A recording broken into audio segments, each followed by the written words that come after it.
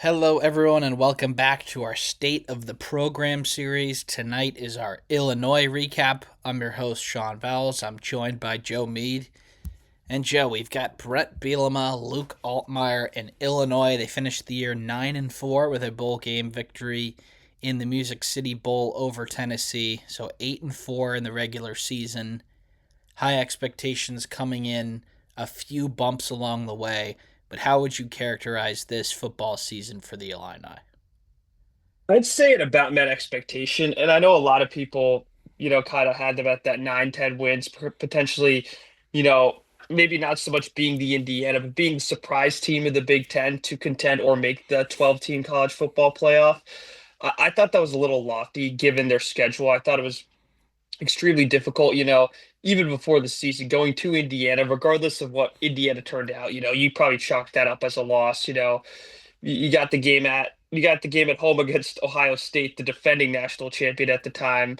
Marked that as a loss. USC and a road trip to Washington. So you looked at that schedule and you even had some unknowns, like at Wisconsin. We didn't know what that was going to be at Duke. So I thought a lot of people were kind of not overrating Illinois. I thought undervaluing the teams on their schedule.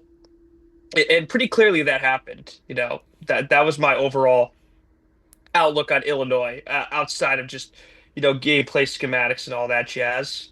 They did start off their season with probably the first marquee victory of the Big Ten by beating Duke 45-19 on the road. And, you know, however you think Duke turned out, they were the ACC champion. So they went on the road there and beat them pretty handily. But I think their expectations definitely took a hit with the 63-10 loss to Indiana. Joe, it wasn't the fact that they lost, like you said, it was probably going to be a loss, even if they were, a college football playoff caliber team, as we know at this point with Indiana. But the fact that they lost by 53, um, I think that one set their expectations back a little bit. They do bounce back with that victory against USC, where I believe, did they hit a field goal to win at the buzzer, or did USC miss a field goal? I'm trying to Illinois remember that hit one. a field goal at the buzzer. Yeah. So yeah, that was kind of the most It was a nice it, bounce back and a culture win. it was the most interesting 2 week stretch the team had this year. Let's face it. You get absolutely boat raced in the first half, and then the second half was just a continuation against Indiana, and you really dominate USC. USC barely had the lead in that game. I know they had it at the very end, but Illinois was rushing all over them. And although USC scored about 32 points, Illinois' offense looked the best it has in the last 2 years, including their 10-3 season in 2024. So I thought it was a really I thought that at that point, Illinois not necessarily had a lot of hope, but I thought, hey, we know what this team is. They're not an elite team, but they're a good team. Maybe they could get to that 9-10 win mark. And they did follow that up with a win in West Lafayette. And then the Ohio State and Washington games, as you mentioned, Joe, those weren't really games, if I'm remembering correctly. Yeah. Ohio State kind of went in there and boss proceedings. And, I think Illinois provided a decent account for themselves, but you can't be doing that if you want to beat Ohio State. And then they back that up with a trip out west after a bye week. And then they sort of, not in the same manner as Indiana, but they do sort of get blitzed and their defense doesn't even give them a chance. They lose pretty handily there to Washington. They're sitting there at 5-3, 2-3, and I think that a lot of people expected it to maybe plateau after that. They did beat Rutgers and Maryland before losing to Wisconsin and then beating Northwestern, but it was clear that after that game, the wind was out of the Illinois sails after the Washington Yeah. game. To be honest with you, Sean, I named the five marquee games they had all year, in conference. That's Indiana, USC, Ohio State, Washington, and to be at Wisconsin even before the year was going to be difficult. They won one of those games. They're one of five in those games, and I understand that this Big Ten schedule is tough and dealt with some injuries like any team. But the bottom line is Brett Bielema's teams are known for their defense, and all the losses they really get blitzed on defense. Um, the Wisconsin game in particular, I was not a big fan of that Wisconsin barely passed for, I think, 50 yards. Yeah, I'm trying 27 to, points was a lot for that Wisconsin offense. yeah, that's the most they would score all year against a real Big Ten opponent. And yeah, I believe they had less than 100 yards passing. And, they win that game 27-10, a total domination. I understand Illinois fumbled, and one of those touchdowns wasn't necessarily an offensive touchdown, but it has to be a lot more. Like for me, for Illinois to really move me this year, I thought another 9-3 season would have been fantastic. That would have involved beating a Wisconsin, and then you look at their three losses and say, they lost to three teams more talented than them, and I know they got blitzed, but to me, then we look at their season, just saying the season, the same way we look at a Michigan maybe or a USC, being like, yeah, you know, clearly you want them to win one of those matchup or games where they're at a disadvantage talent wise, but it went as expected. But this went as expected in not a good way. We thought they would lose 3 to 4 games. We just didn't think the fourth game would be in such a upset type game to Wisconsin, a team that went 4-8. Yeah, the manner of this record and the team that we'll get to next, Joe, in Iowa, like Iowa was right there in every single game. One or two plays go their way and they have a completely different season. Don't think you can really say that for Illinois here. I mean, they were No. thoroughly outclassed every time they lost. They had one toss-up game this year and it went their way against USC. So, Illinois didn't really take I mean, I think they were better than the previous year. And I think they were probably a top 25 team in the country, like Michigan, like you said, but they were a clear level below even like a playoff caliber team, rather than, you know, where some people might thought they might be able to sneak in there. Now, of course, they do back it up with another win over the SEC, um, at the Music City Bowl, which was in Tennessee. Don't remember that game off the top of my head, but you have to think that there had to be more Vols fans there, and they get the 2 point win. Luke Altmaier ends his Illinois career with a victory. So at the end of the day, I think 9-4 was a record that a lot of us could have seen coming, but at the same time, the manner of it was a little bit disappointing. So Joe, before we wrap up the 2025 part of this, you got anything to add?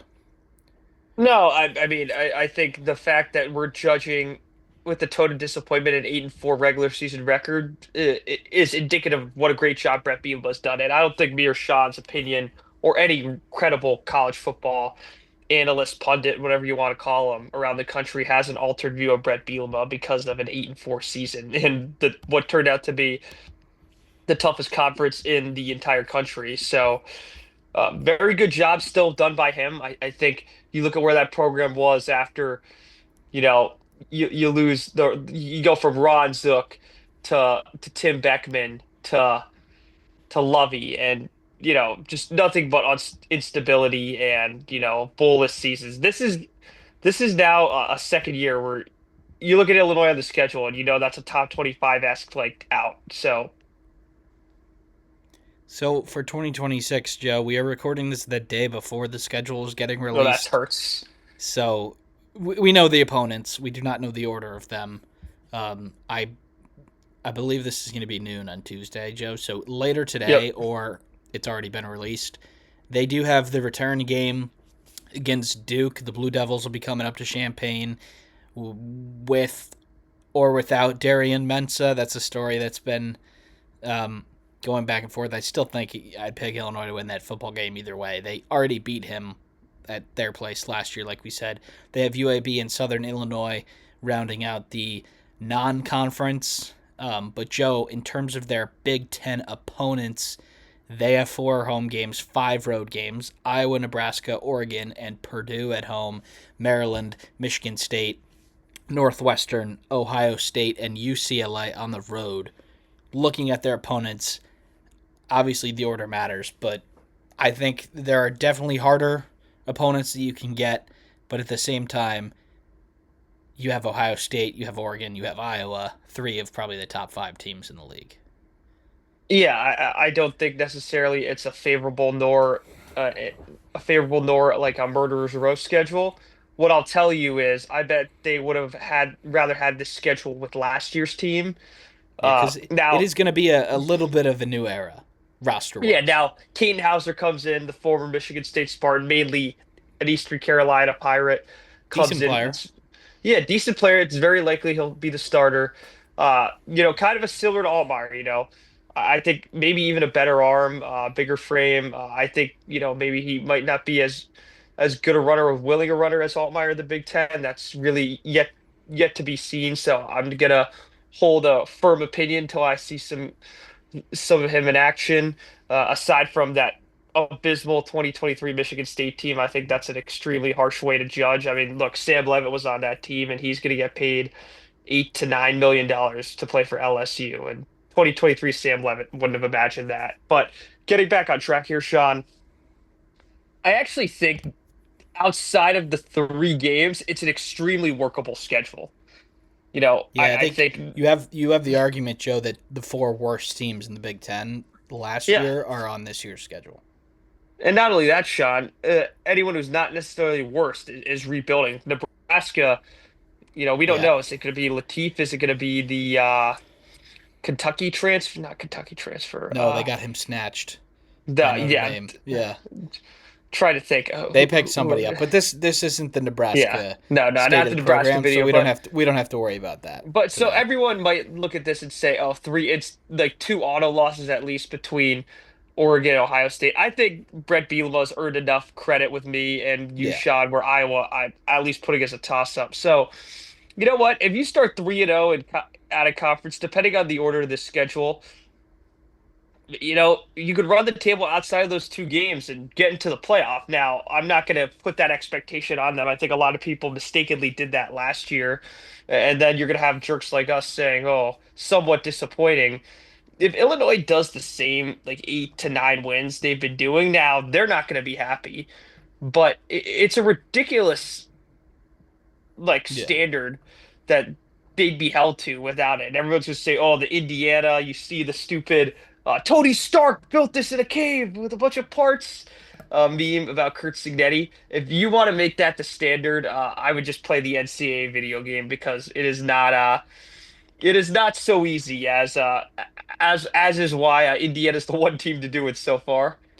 In terms of a floor, I think there is a pretty high floor here, Joe. Like I think a lot is going to have to go wrong for them not to be bowl eligible. I think 7, 8, 9 wins is a pretty safe bet here. They have two first-year head coaches next year on the schedule, between Chesney at UCLA, and um, Fitzgerald at Michigan State. They have a second-year head coach in Odom and Purdue, and they have what's probably his last year as coach, Loxley at Maryland. So if Illinois is this solid, 20 to 30th, the best team in the country, like they're going to get four Big Ten wins.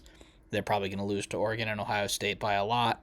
And then, Nebraska is a question mark. But Iowa, probably a question mark too, because, they have a lot of turnover too. So I think like another season like this one that we just witnessed from Illinois might be on the table here.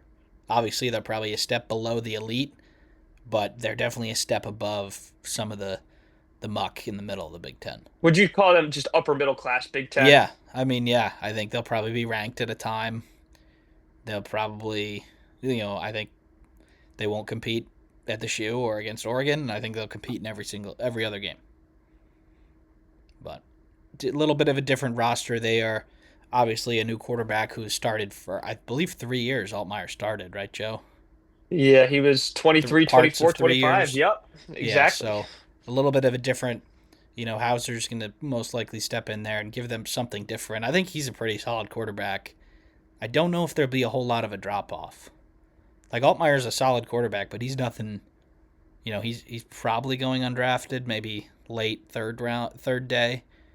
But I think Illinois, if they can keep building on the super high floor that they've set for themselves, I think it'll be good for Illinois to sort of be in that 8, 9 win range again next year. But Yep, completely agree, Sean. unless you got anything else to add, Joe, we're going to wrap it up here. No, Sean, that's about it. And hopefully Illinois basketball makes this offseason even shorter for our Illini faithful. If they do what they did on Saturday, it Certainly looks like that might be the case. Thank you, everybody, for tuning in, and I'll see you next time.